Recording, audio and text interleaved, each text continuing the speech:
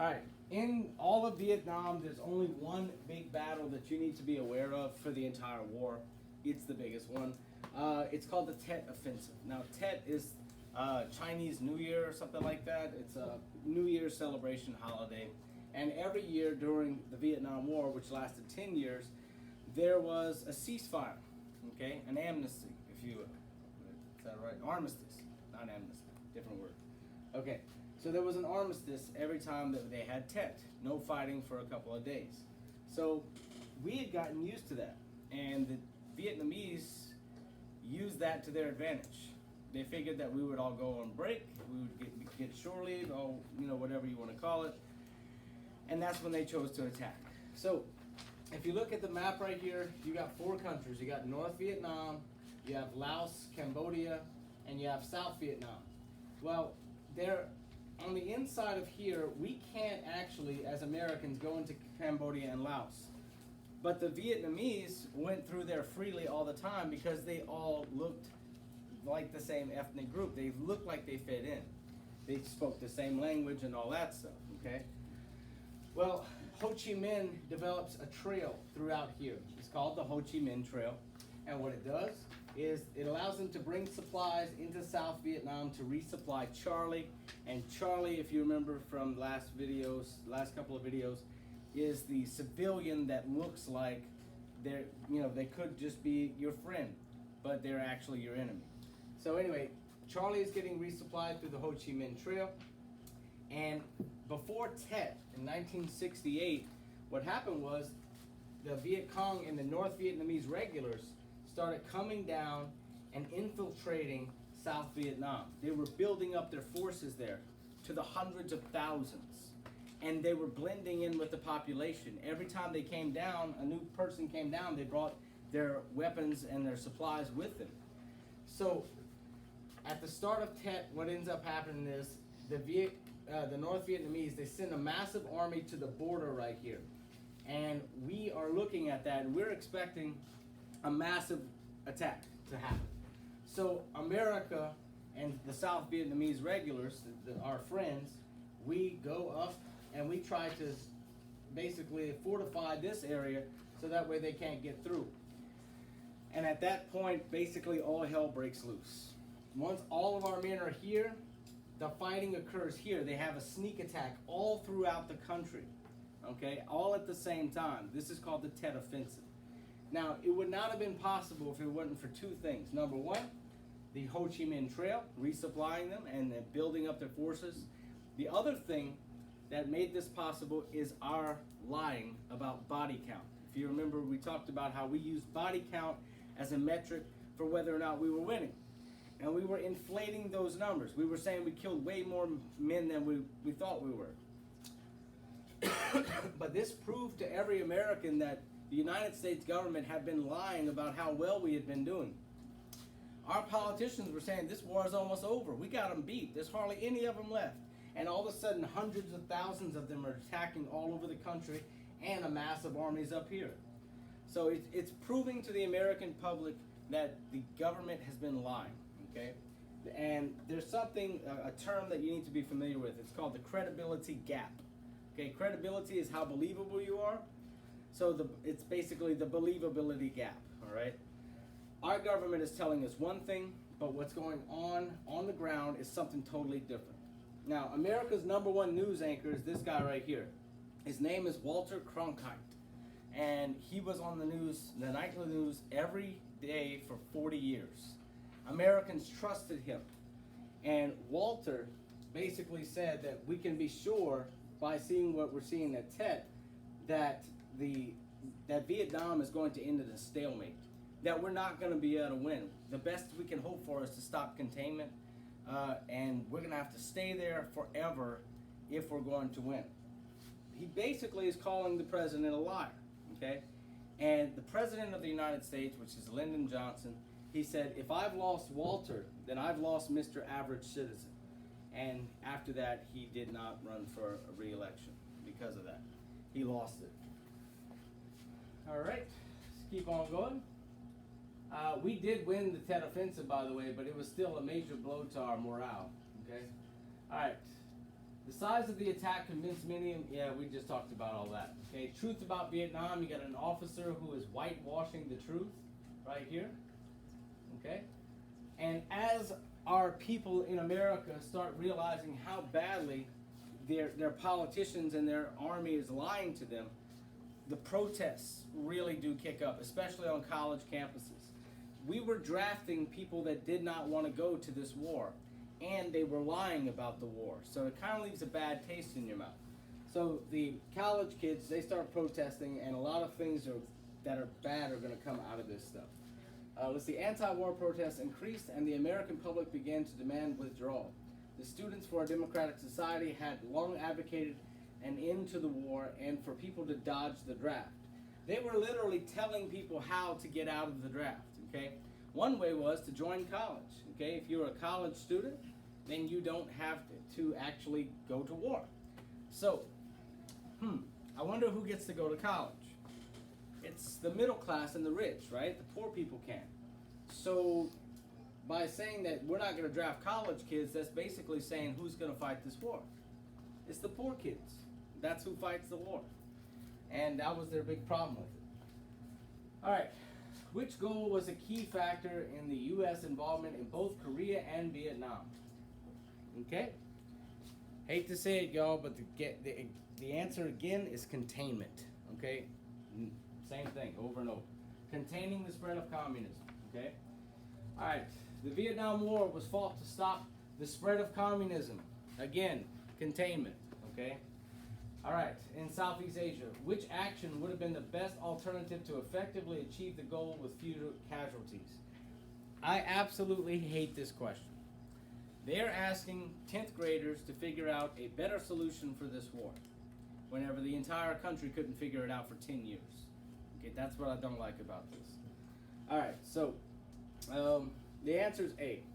Okay, what they're basically saying is that we should have paid off North Vietnam to be nice to South Vietnam. Pay them every year. Dollar diplomacy is what it's called. You pay for your friends. Okay, so I think that would have been better than what we did, but asking y'all to figure that out is kind of ridiculous. So, all right, here we go. That's the correct answer. You can pause it if you want. All right. The presidential election of 1968 was absolutely brutal. This is in the middle of the Vietnam War. Remember, Kennedy had been shot 4 years before this. Lyndon Johnson leaves. He just drops out because of the Tet Offensive. And now we've got a new star that's rising, Robert Kennedy. Robert Kennedy, they called him Bobby Kennedy. He was the little brother of John F. Kennedy, and he was going to win the election. There was no doubt in anyone's mind that he was a shoo-in. But what ended up happening is he got shot during the election. So Robert Kennedy gets assassinated, backstage at a kitchen. Okay, he was actually going to go and give a speech and got shot. All right. Violence breaks out between anti-Vietnam War demonstrators and the Chicago police and at the Democratic National Convention. Okay, so the protesters are fighting policemen. Richard Nixon is actually elected as president because Robert Kennedy was killed. Now, Nixon was Eisenhower's vice president for 8 years. So he's a familiar face. He's not a dark horse, okay? Nixon is actually going to be one of the best presidents of the late half of the 19th century. The 20th century. The 1900s is what I should say. So he's going up against Hubert Humphrey and this guy right here, who is a Dixiecrat, okay? This guy is really a racist man. He said basically segregation today, segregation tomorrow, segregation forever. Okay, that was his quote for his campaign. And he ended up getting shot in the stomach, which the bullet passed through his stomach and severed his spinal cord. So he was paralyzed for the rest of his life. His name is George Wallace, not Walter Wallace, George Wallace. Okay. So Nixon wins. Nixon wants to wrap up Vietnam. Okay. President Nixon announces that he will gradually withdraw troops in a policy called Vietnamization. In other words, we are going to revert back to the original way that we did this. We are going to ramp down the war. We are going to train. Instead of fighting, we are going to advise troops from South Vietnam how to fight on their own, and we're going to go back to what Eisenhower wanted to do. Okay, that's Vietnamization. As soon as the South Vietnamese were strong enough, we were going to get out of there. So Nixon wants to replace U.S. soldiers with South Vietnamese. He also attacks major Viet Cong bases in Cambodia, which creates major anti-war protests. President Nixon dropped more bombs in this war than I think it was all the bombs of World War II combined. Okay, that's how many bombs we dropped in Vietnam. So, we have a couple of incidents that we need to talk about, okay? Number one is the Kent State Massacre, okay? So, Kent State University, okay, I think it's in Ohio, if I'm not mistaken. A group of protesters are protesting the Vietnam War and the draft, and one of the protesters reportedly threw a bottle and hit one of the National Guardsmen and injured him. So the National Guard took out their guns and blew a bunch of protesters away. So they were shooting college kids. Now, this is the famous photograph from that. This young lady has just lost her boyfriend right in front of her face. Okay, so remember, Kent State is all about protesting and college kids getting shot. Okay, we're going to move on to the next one. The My Lai Massacre. Okay, so this was earlier in the war, but this was the LEAP question. For LEAP, you have a couple of writing assignments. You have two, I think it is, if I'm not mistaken, per year. One of them, about 4 years ago, was the My Lai Massacre. Okay, at least that's the thing they released. So, My Lai was all about. This is Lieutenant Calais. He looks like Murr from Impractical Jokers. Anyway, so Lieutenant Calais goes in to My Lai, which is a Vietnamese village, and there were 400 women and children there. And he had something like 27 or 28 U.S. soldiers. And at the My Lai massacre, they massacred the entire village. And they raped the women and the children. And this was an American force that did this. It was all covered up for a long time. And then right around the time when this stuff is all busting out with Kent State, this stuff comes to light.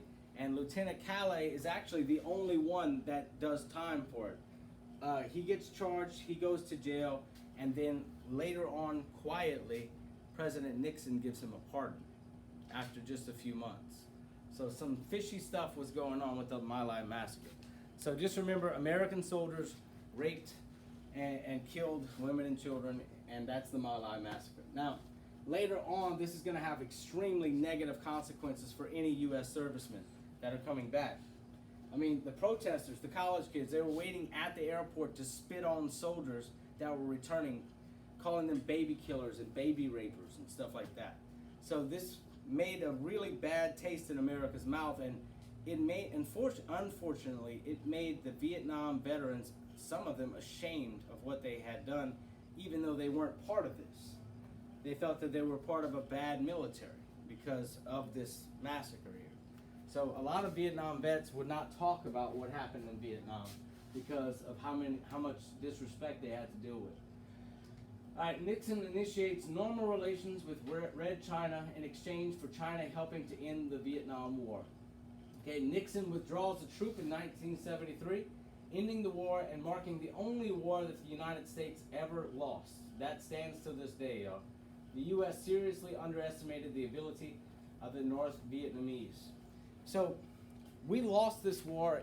We killed 20 times more people than they did, okay? And we still lost the war because our objective was containment. As soon as the last American troops came out of Vietnam, North Vietnam invaded South Vietnam and took it over. So that's why we failed, okay? Now, did we fail in the fighting? No. We failed the objective, which was to stop the spread of communism.